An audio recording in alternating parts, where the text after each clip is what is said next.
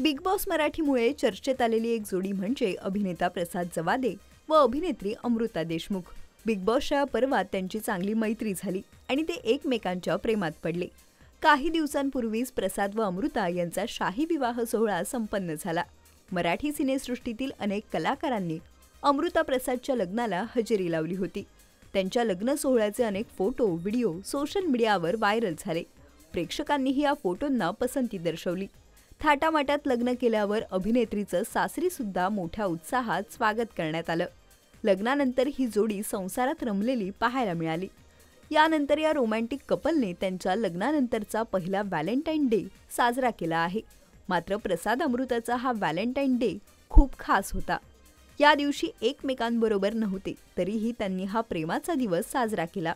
अमृताने गोड असं सरप्राईज देत प्रसादला हटके शुभेच्छा दिल्या। सध्या अमृता तिच्या नाटकाच्या दौऱ्यानिमित्त सातारा येथे आहे, त्यामुळे यंदाचा व्हॅलेंटाईन डे तिला प्रसादसह साजरा करता आला नाही। मात्र प्रसादला तिने याची जराही कमतरता भासू दिली नाही। अमृताने त्यांच्या या सेलिब्रेशनचा व्हिडिओ तिच्या इंस्टाग्राम अकाउंटवरून शेअर केला आहे। चला तर पाहूयात हा खास व्हिडिओ।